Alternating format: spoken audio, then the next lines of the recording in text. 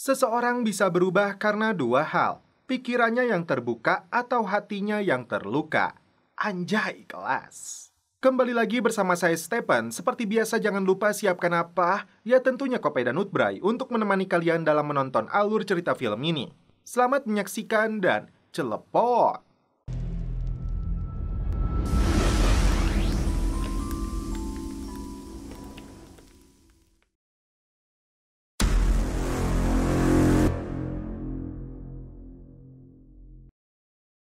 Berlatar belakang di sebuah pedesaan, seorang bocah bernama Juju melihat seorang pria mengambang di atas sungai dengan penuh luka.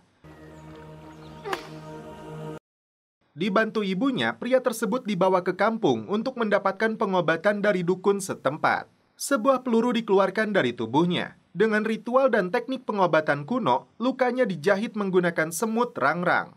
Seluruh tubuhnya dibalut menggunakan perban dengan ramuan tradisional sebagai obatnya. Beberapa bulan berlalu, malam itu seluruh warga desa sedang berkumpul dalam upacara adat. Namun tiba-tiba pasukan militer menyerbu desa ini melakukan pembantaian. Tak hanya pria, wanita dan anak-anak ikut menjadi sasaran. Termasuk ibunya Juju yang diseret menggunakan motor. Salah satu tentara berniat membacok ibunya Juju hingga ini yang terjadi.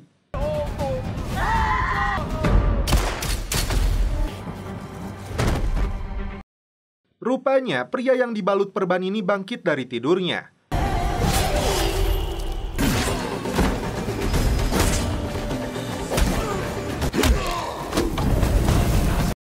Dia membantai seluruh tentara tanpa ampun hingga perban yang menyelimuti wajahnya mulai terbuka.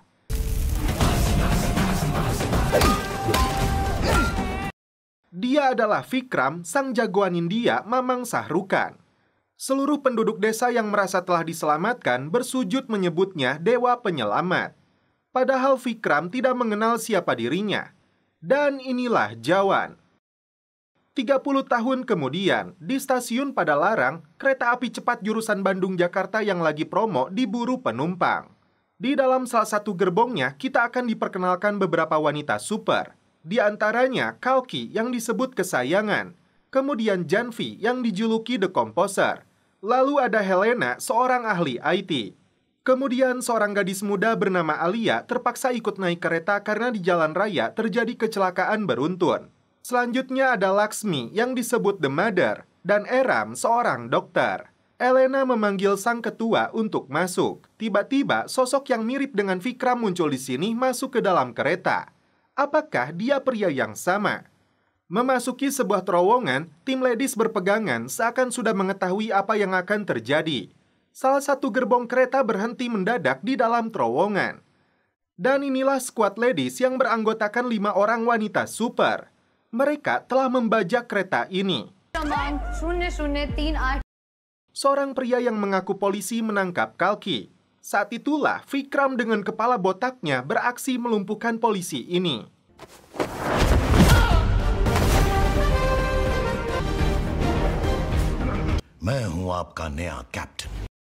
Tiba-tiba, Vikram menembak salah satu penumpang yang memakai cadar.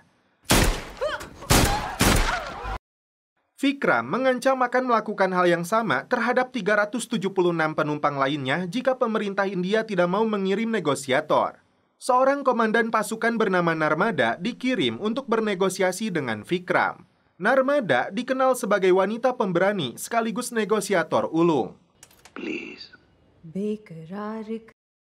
Vikram menyuruh Narmada menghadirkan Menteri Pertanian yang bernama Murli dalam waktu 5 menit. Agriculture Minister Murari Das bol raha. Di sini Vikram membuka sebuah fakta mengejutkan bahwa 10.000 lebih petani telah bunuh diri.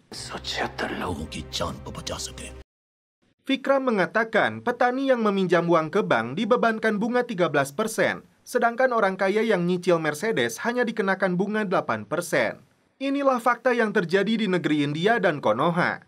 Vikram menuntut 7,5 triliun rupiah kepada si menteri. Si menteri mengaku tidak punya uang sebanyak itu karena sudah dipakai menalangi para pengusaha. Vikram mengatakan tidak lama lagi seorang pengusaha akan menghubunginya. Inilah alasan Alia ikut dibawa ke dalam kereta ini. Selanjutnya, kita diperkenalkan dengan seorang mafia kelas kakap bernama Kali Gaikwad. Bahkan dia bisa mengendalikan aparat dan pemerintah. Mereka yang menolak untuk bekerja sama dengannya tidak segan-segan untuk dihabisi. Dalam aksinya, Kali akan membawa 2 kapsul. Yang satu untuk menurunkan tensi darahnya jika dia emosi, sedangkan yang warna merah adalah racun untuk membunuh targetnya. Korban yang bernama Mukun terpaksa minum kapsul warna merah karena Kali mengancam akan membunuh anaknya.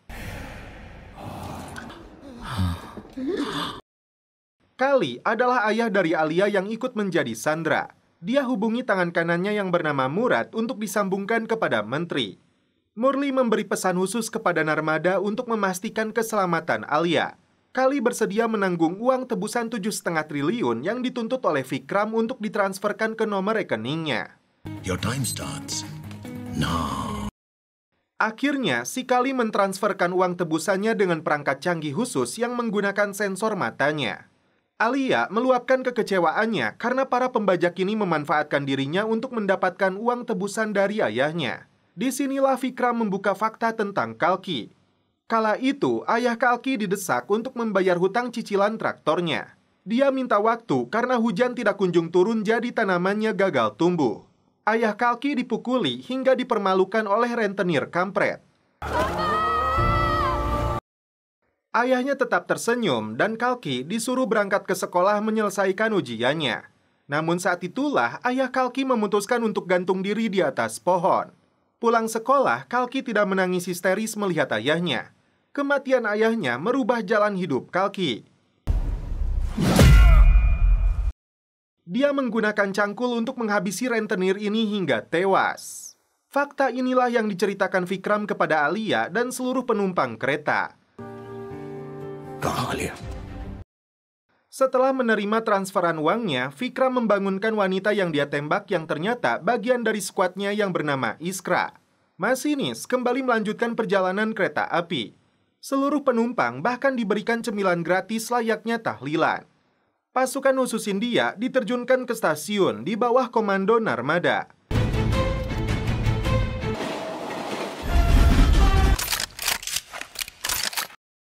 Ternyata yang keluar duluan si bocil yang memakai perban di kepalanya. Disusul dengan 375 penumpang lainnya yang melakukan hal yang sama. Situasi mulai memanas karena sebuah gedung diledakkan. Muncul rentetan tembakan juga yang berasal dari dalam kereta.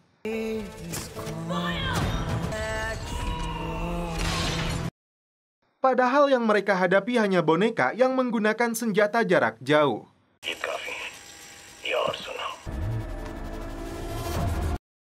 Fakta lainnya, rekening pembajak tidak bisa dibekukan karena uang 7,5 triliun itu sudah disebar ke 700.000 rekening milik petani yang merasa senang. Karena hutang mereka lunas, tabungan mereka bertambah. Kali dan antek-anteknya dibuat marah dengan aksi para pembajak ini. Dan inilah sosok Vikram sebenarnya yang ternyata masih muda. Dia bernama Azad dengan skuad ladisnya memiliki markas di ruang bawah tanah.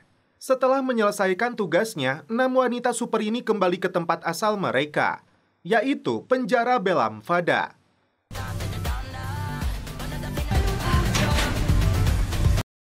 Kali terkejut saat putrinya mengatakan nama pembajak itu adalah Vikram Ratore. Apa? Fakta yang cukup mengejutkan karena Azad adalah kepala sipir dari penjara Belam Fada.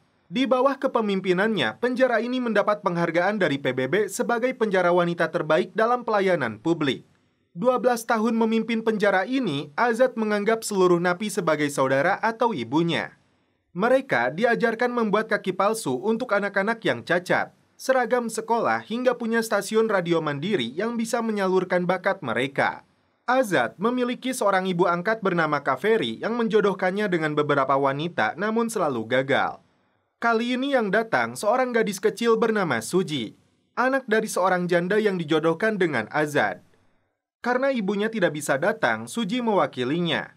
Ternyata siapapun pilihan Suji, ibunya akan menuruti. Mereka berdua tampak akrab, cocok menjadi sosok ayah dan anak.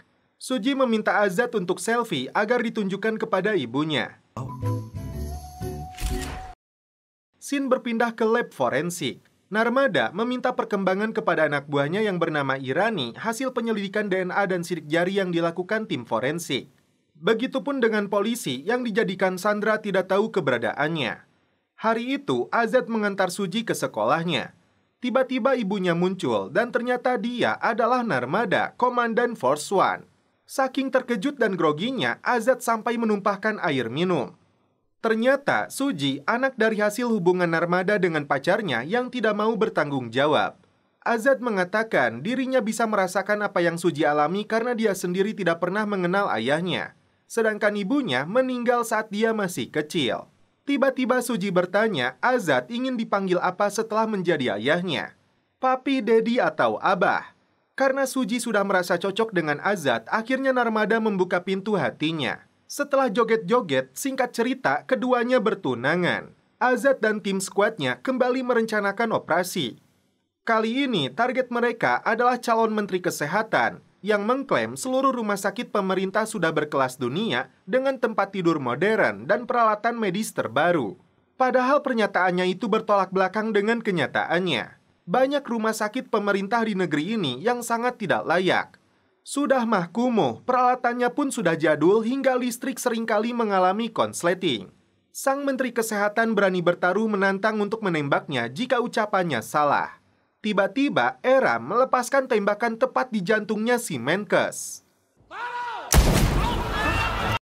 Dua ambulan datang untuk membawa Menkes ke rumah sakit pemerintah. Ternyata ambulannya kosong.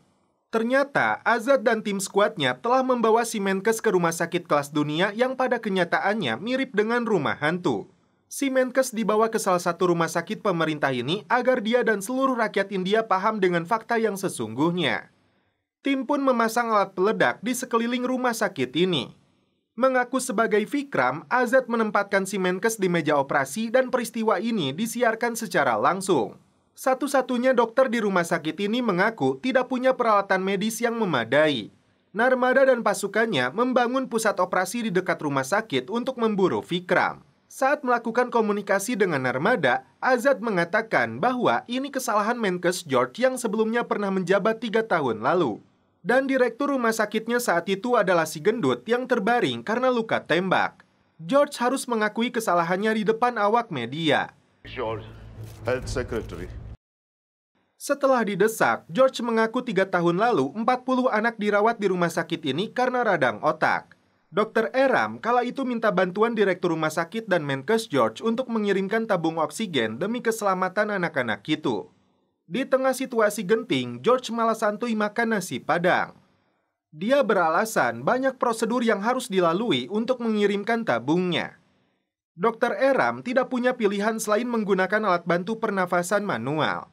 Bahkan dia berlutut minta tolong kepada tukang las untuk mengirimkan tabung oksigennya. Perjuangan yang dilakukan Dr. Eram tidak berarti banyak. Anak-anak menjadi korban kebejatan si George dan pemerintahan yang buruk. Namun yang terjadi, Dr. Eram yang disalahkan, dituduh mengonsumsi obat terlarang dan lalai dalam tugasnya yang mengakibatkan 57 anak meninggal dunia. Akibatnya, Dr. Eram divonis hukuman seumur hidup. George akhirnya mengakui kesalahannya. Kali ini, Vikram alias Azad menuntut kiriman suplai peralatan medis untuk 234 rumah sakit pemerintah di seluruh India dalam waktu 5 jam. Apabila tuntutannya tidak dipenuhi, Vikram mengancam akan menghabisi nyawa Menkes ini. Narmada mengaku permintaan ini sangat sulit, namun Vikram tidak mau tahu karena Menkes sudah diberi waktu selama 10 tahun. Alhasil, dalam waktu 5 jam, seluruh rumah sakit pemerintah berubah total menjadi rumah sakit berkelas dunia. Lengkap dengan berbagai peralatan dan fasilitas mewah sekelas hotel. Only thing required is the intent of the system. Permintaan terakhir Vikram sebuah helikopter. Ketika skuadnya akan naik, tiba-tiba pasukan khusus di bawah komando Narmada mengepung mereka.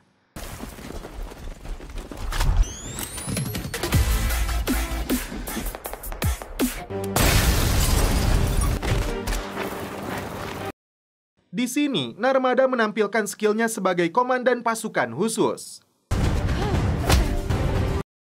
Tiba-tiba terjadi ledakan besar. disusul dengan kemunculan Vikram. Keduanya terlibat pertempuran sengit.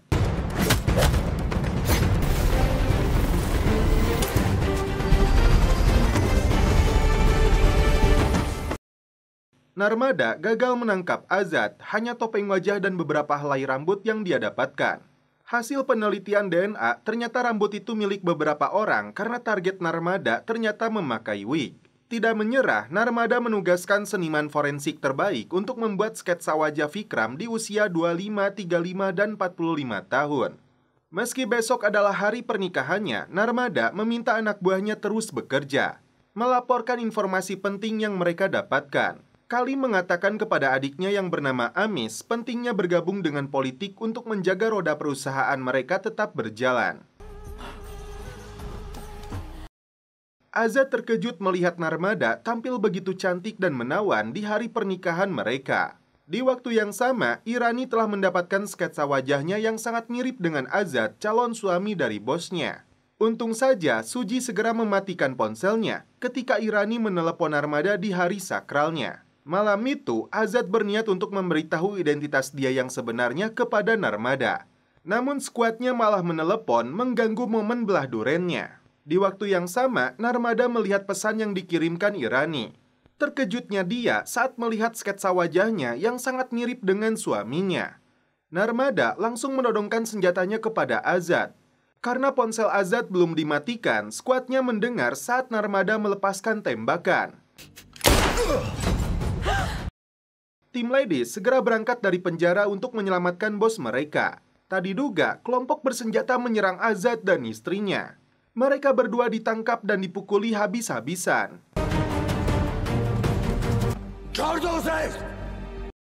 Tak hanya itu, Narmada ditembak lengannya oleh si Amis. Tim Squad Ladies sebenarnya sudah tiba di lokasi ini. Namun tiba-tiba ada seseorang yang melayangkan martil ke arah musuh.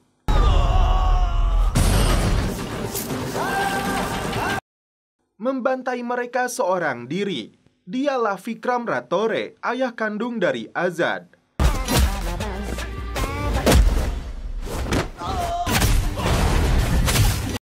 Dengan santuinya, dia menghabisi musuh satu persatu.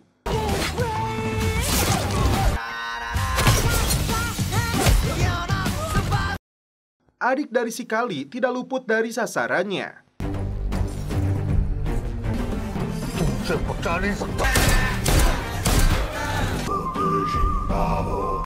Sementara itu, Kali mengundang para bos mafia dari berbagai belahan dunia yang telah ditutup perusahaannya oleh pemerintah karena mencemari lingkungan.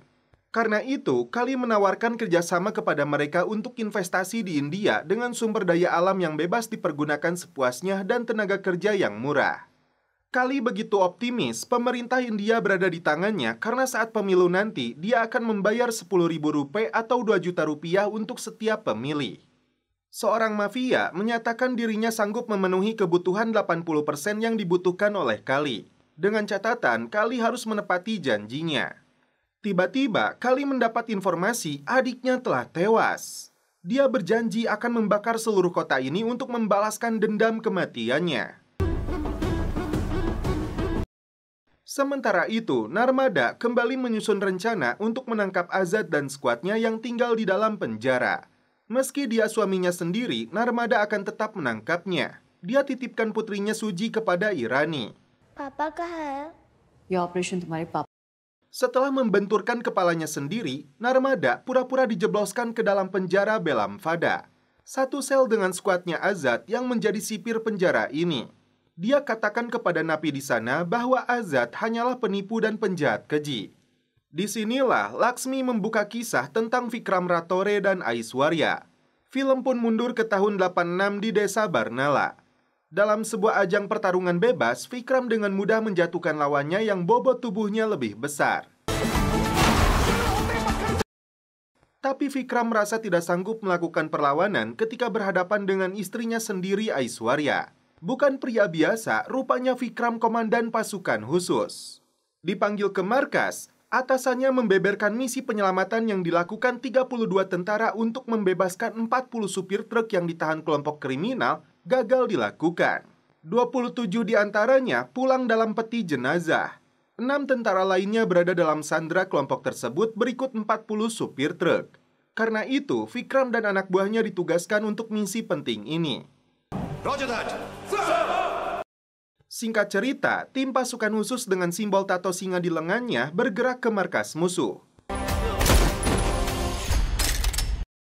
Saat pertempuran sedang terjadi, tim mendapat masalah karena senjata modern yang digunakan tiba-tiba macet.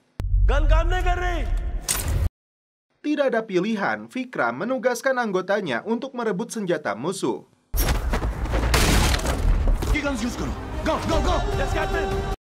Tim terpojok karena musuh menghujani mereka dengan senjata mesin. Salah satu anak buah Vikram mengorbankan dirinya untuk meledakkan musuh.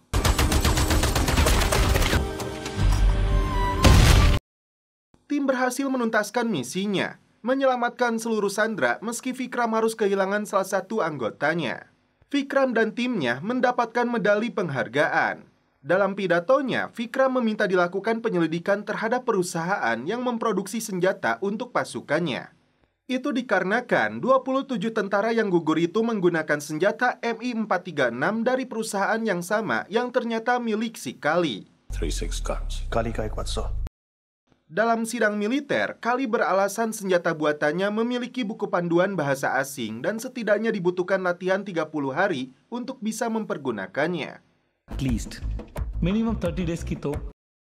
Meremehkan 27 tentara yang gugur, Kali akan menanggung biaya ganti rugi dan uang santunan untuk keluarga korban. Vikram lalu berdiri menunjukkan cara menggunakan senjata itu sesuai ucapan bos mafia ini.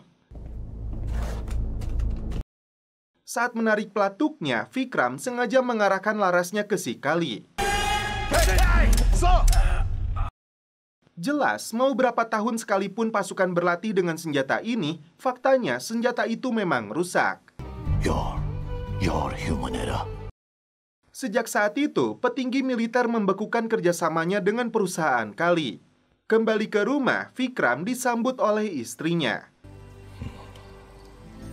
Tiba-tiba, Vikram diserang oleh si Kali dan antek-anteknya yang mengancam akan membunuh istrinya.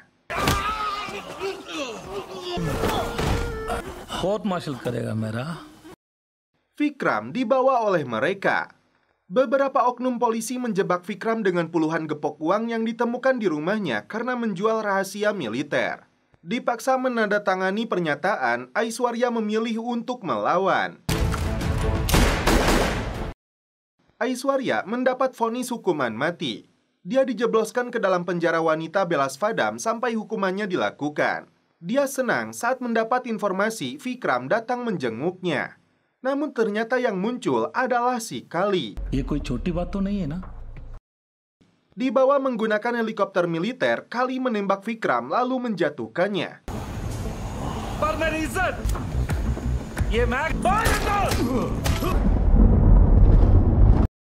Sejak saat itu, Aishwarya hanya mengetahui Vikram sudah meninggoy.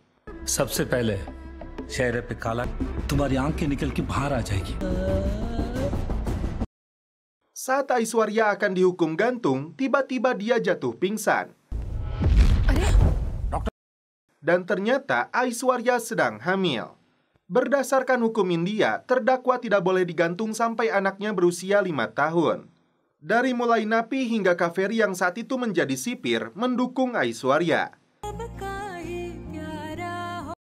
Memberinya jatah makan yang lebih dan susu untuk membantu dan menjaga kehamilannya. Singkat cerita, Aishwarya melahirkan seorang anak laki-laki disambut dengan sukacita oleh seluruh narapidana di penjara ini. Mereka semua menjadi sosok ibu untuk anaknya. Sejak kecil, putranya itu dididik menjadi pribadi yang kuat hingga tiba waktunya Azad berusia 5 tahun. Aishwarya berpesan kepada Azad harus menjadi pria pemberani. Melindungi seluruh wanita di penjara ini dan membuktikan ayahnya bukanlah pengkhianat namun seorang patriot. Azad menangis saat ditinggalkan ibunya yang menerima hukuman gantung.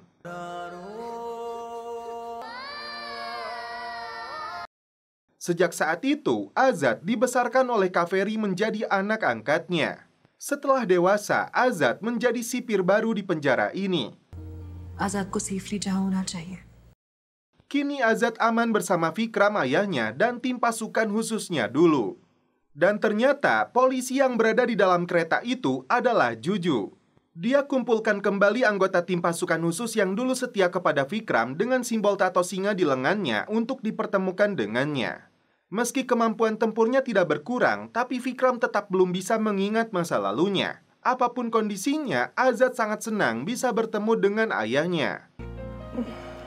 आपके लिए Narmada dan squad ladies dibawa ke hadapan Irani. Ternyata dia adalah anteknya Kali. Dari penyadap yang dibawa oleh Narmada, kini para penjahat ini mengetahui semua tentang Azad dan Vikram. Suji dibawa pergi oleh antek-anteknya Kali. आजाद का आता पता इनके मुंह से निकलवा लेना।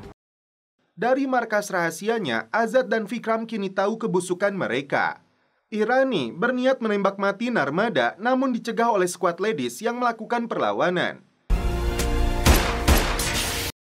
Vikram kembali beraksi untuk menyelamatkan Suji.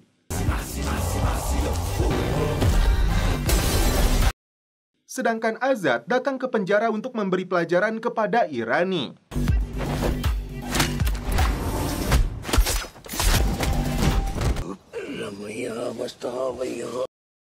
Meskipun Irani menurunkan pasukannya, dia lupa karena Azad penguasa penjara ini yang dihormati oleh seluruh napi.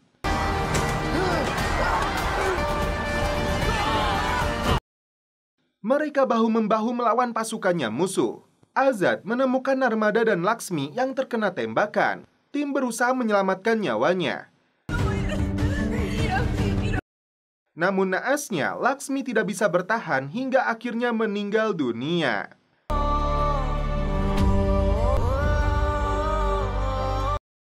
Kini mereka kembali bersatu ditambah Narmada yang menggantikan posisi Laksmi untuk menumpas Kali dan seluruh antek-anteknya. Azad dan timnya menyusun rencana untuk merampas kontainer uang milik si Kali yang akan digunakan untuk menyuap rakyat India. Azad dan skuadnya mulai beraksi di atas jembatan tol Cipularang. Melompat ke atas kontainer, tim mendapat perlawanan dari anak buah Kali.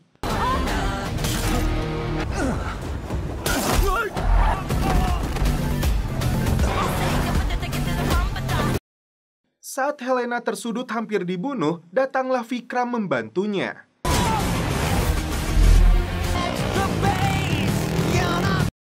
Tidak perlu senjata, telur busuk pun bisa dimanfaatkan untuk melumpuhkan musuh. Bak film Hollywood, adegan action dikemas dengan sangat epik dan memukau. Salah satu mobil musuh sampai ringsek dibuatnya. Giliran Vikram yang menghancurkan 3 mobil musuh sekaligus.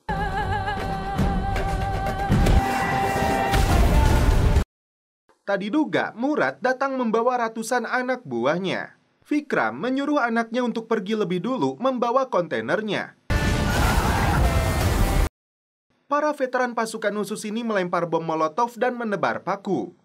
Namun karena jumlah musuh yang terlalu banyak, Vikram dan timnya tersudut di tepi jurang hingga terpaksa menyerahkan diri. Kali mengira yang dia tangkap ini adalah Vikram. Tiba-tiba muncul Vikram lain dalam tayangan televisi. Azad berpura-pura telah menguasai penjara Belamfada. 6.000 nyawa narapidana kini berada di tangannya. Kali sadar orang yang berada di hadapannya ini adalah Vikram asli, yang seharusnya mati setelah dia tembak beberapa kali. Berisik dengan bocel anak buahnya, dia masukkan kapsul merah ke dalam mulutnya. Vikram benar-benar tidak ingat dengan musuh bebuyutan yang berada di depannya ini. Sementara itu, pasukan kepolisian India mengepung penjara. Dipimpin seorang komandan berbaju putih bernama Madhavan yang datang naik Vespa. Dia perintahkan 100 prajurit untuk bersiap masuk ke dalam penjara. Tapi di dalam, Azad hanya duduk saja. Tak berselang lama, komandan prajurit itu kembali keluar hanya menggunakan selempak. Ternyata 100 prajurit kepolisian itu dikepung ribuan napi bersenjata lengkap. It's an army! Tak hanya itu, Vikram mengingatkan seluruh area penjara ini sudah dipasangi ranjau. Madhavan melemparkan beberapa batu kerikil untuk membuktikannya. Saat itu juga pasukannya ditarik mundur untuk menjaga jarak. Azad menuntut tanda tangan kepala negara untuk berkas tuntutan yang dia kirimkan. Dia mengirim Suji keluar penjara untuk memberikan 2 kotak sampel yang berisi alat pemungutan suara pemilu. Ternyata Narmada dan timnya sudah melakukan operasi perampasan alat tersebut. Dan kini ratusan ribu alat itu sudah dikumpulkan di dalam penjara. Itu artinya India tidak bisa menggelar pemilu tepat waktu. Karena untuk membuatnya lagi dibutuhkan waktu bertahun-tahun. Presiden dan jajarannya membahas tuntutan Azad tentang penutupan 53 pabrik pemerintah yang berdampak buruk bagi lingkungan sekitar yang mengakibatkan 40.000 orang meninggoy. Meski cara ini salah, Presiden bisa memahami tuntutan mereka dan akhirnya menandatangani surat keputusan untuk menutup 53 pabrik itu. Para korban langsung menyegel puluhan pabrik itu yang disambut baik oleh seluruh lapisan masyarakat. Faktanya, 13 dari 53 pabrik itu milik Kali. Anak buah Vikram disiksa agar dia mengatakan cara menyusup ke dalam penjara. Azad akhirnya melepas topengnya di depan kamera yang ditonton langsung oleh seluruh rakyat India. Yang dimana dia bukanlah Vikram. Mamang Shahrukan memberikan pembelajaran penting tentang politik. Jika selama ini rakyat hanya fokus dengan urusan naiknya beras dan telur, mereka harus pintar juga memilih pemimpinnya karena satu suara rakyat akan menentukan nasib bangsa ini 5 tahun ke depan. Bangsa ini harus bebas dari kemiskinan, ketidakadilan demi kemakmuran, dan kesejahteraan untuk rakyat.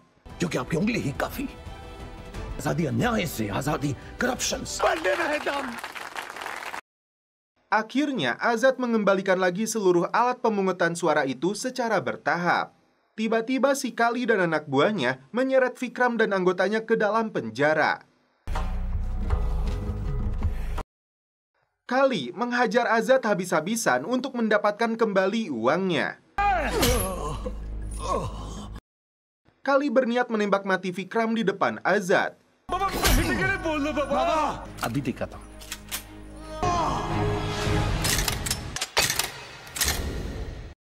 Tiba-tiba pistolnya macet. Suaranya ini mengingatkan Vikram tentang semua masa lalunya. Vikram langsung bangkit memberinya pelajaran.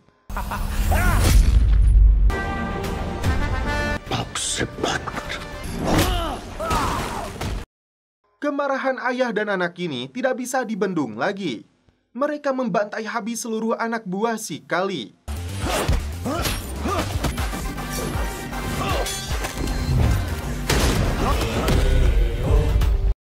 Giliran Sinterklas yang dibuat babak belur tidak berdaya.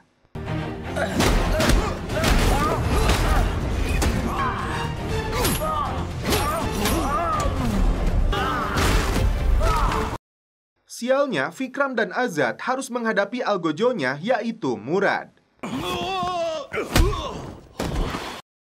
Meski awalnya dibuat kewalahan, namun pada akhirnya mereka berhasil melumpuhkannya.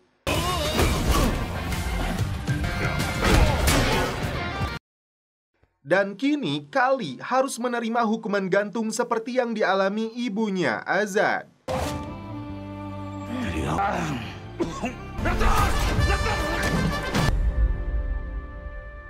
Dan setelah itu, film pun berakhir. Oke guys, terima kasih yang sudah menonton sampai akhir. Salam percelepotan duniawi, keep enjoy.